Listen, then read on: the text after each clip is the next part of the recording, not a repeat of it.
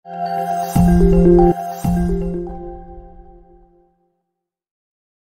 dari dulu tuh melumpuhkan iman ini dengan apa? Jabatan, uang, wanita, harta tahta wanita ini dari sejak dulu lagi tuh. Tidak usah jabatan yang tinggi, Pak ya. Saya dulu di Pasar Mambo tuh, Kelurahan Kota Tinggi tuh, didudukkan jadi RW tanpa pemilihan. Nah, bayangkan Pak, saking percayanya masyarakat, Bu. Padahal menyalahi undang-undang, Pak. KTP saya rumbai, Pak. Lurah karena kendala, udahlah biar aja lah. Kata camat, udahlah biar aja lah. Duduklah saya jadi RW di Pasar Mambo. Warga saya tidak ada, Bu, sedikitnya. Cuman Mall Pekanbaru warga saya, Pak. Seluruh di Mall Pekanbaru tuh, nah itu warga saya jadi itu, Pak. Awalnya biasa aja dapat jabatan tuh, Pak. Ini RW, ini saya sendiri yang mengalaminya nih. Gaji sekali 3 bulan keluarnya padahal tuh, Pak, kan? Nah, potonglah pajak.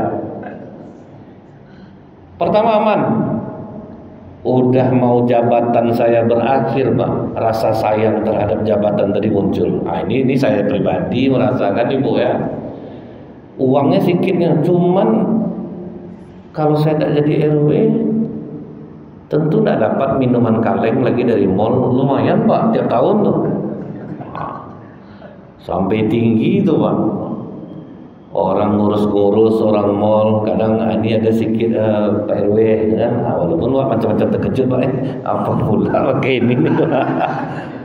Lumayan juga.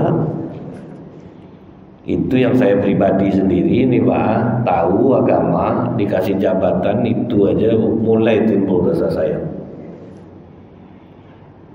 Begitu pemilihan yang kedua, ada, Pak, lawan saya, Pak. Tapi saya menang telak, Bu. Di saat saya menang itulah saya mundur. Karena ada mulai terasa, Pak, lain nanti nampak ini. Itu jabatan tuh, Bu. Itu kecil baru, Pak. Ini jadi raja loh, Bu.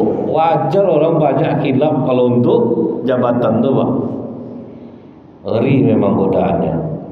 Orang baik aja, Pak, bisa jadi jahat. Makanya kata ulama, Bu, yang paling susah meluruskan itu adalah niat.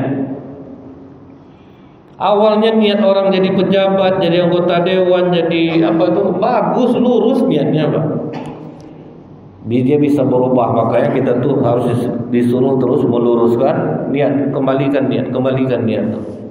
Seperti orang jalan di pematang sawah, tergelincir naik balik.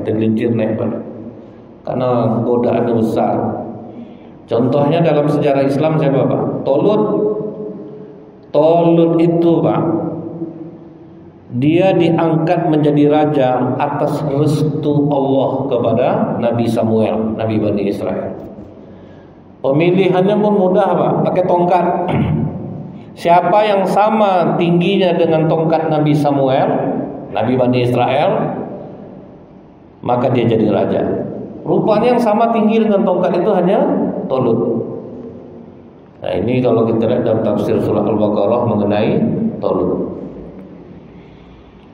Tapi bukan sembarangan Allah memilih Tolut nih, Pak. Dia memang miskin, dia petani, tetapi fisiknya kuat, otaknya cerdas. Jadi dua-duanya, Pak, yang jadi pemimpin itu otak cerdas, fisik kuat.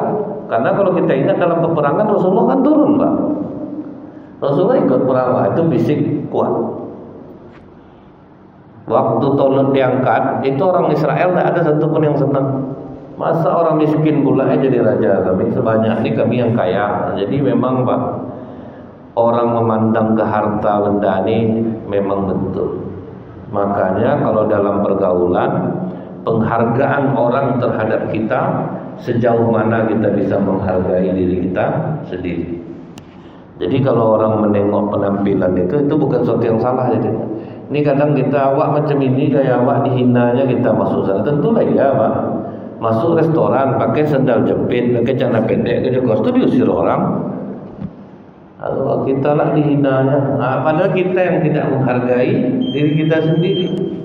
Nah, kemudian, Pak, begitu Tolut ini tetap menjadi raja, dari 7.000 orang pengikutnya tinggal 300 lagi. Tahunya pas mana? Kalau dalam Al-Quran kita lihat, begitu mereka melewati sungai, apa kata Talut? Sungai ini adalah ujian bagi kalian.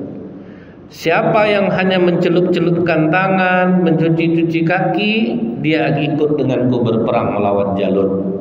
Tapi siapa yang minum, berarti dia bukan pengikutku. 7.000 yang minum, 6.700. Tinggal 300 lagi. Inilah yang ikut perang. Gitulah kira-kira perbandingan kita, Pak. Dikumpulkan orang yang suka sama kita, macam itulah kira-kira. 1.000 orang, 700 tidak suka sama kita. Jadi bukan sebanyak orang benci, sebanyak orang suka, enggak, Pak. Lebih banyak yang benci itu lagi daripada yang suka. Cara ngetesnya di media sosial, Bu, di Instagram. Kita punya kawan berapa? Berapa yang like?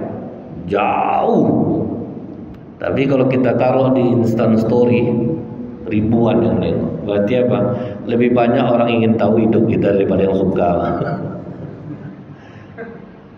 Yang ingin tahu hidup kita ya orangnya. Tapi yang suka sedikit. Itulah perbandingan. Jadi sejarah itu membuktikan seperti itu, Pak.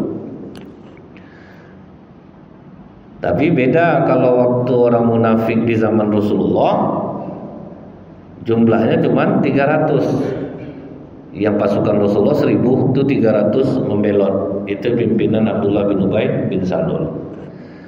Sedangkan Rasulullah aja manusia mulia, Pak. 300 yang tak suka sama dia di dalam Mekah, 1.000. Macam kita. Sedangkan manusia mulia aja ada yang benci. Nah, dua. Apalagi siapa betul kita nih, Pak. Nah, jadi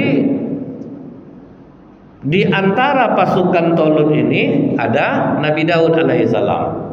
Masih apalah, Pak? Masih remaja menjelang dewasa. Karena Jalut ini besar, apa kata Talut? Siapa yang mampu mengalahkan Jalut, aku nikahkan dengan putriku. Ternyata yang maju mengalahkan Jalut adalah Nabi Daud yang masih muda saat itu.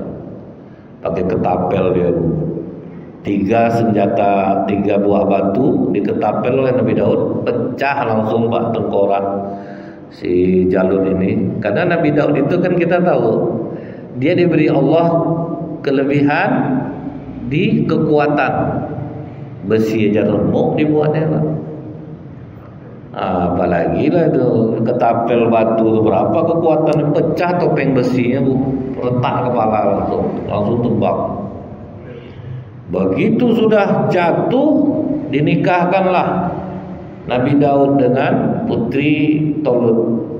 Mulailah dilulukan orang, Pak, hidup Daud, hidup Daud, hidup Daud. Lama-lama terasa sama Talut, lebih terkenal menantu aku daripada aku lagi. Talut yang tadinya baik, Pak, berniat membunuh Nabi Daud. Ngeri nak jabatan tu, Pak. Sebaik itu Talut, atas izin Allah dia naik jabatan, Pak. Rupanya tinggi, viral Nabi Daud lagi, Pak, di kalangan Bani Israel. Viral Nabi Daud lagi. Dia raja, tapi yang viral Nabi Daud. Dan ini berlaku sampai hari ini, Pak. Rasa-rasa seperti itu tuh. Terus dilulukan orang, akhirnya berniat dia mau dibunuhnya menantu ini. Yang membisikkan kepada Nabi Daud, istrinya, bagus larilah dulu dari sini, ayahku ingin membunuhmu.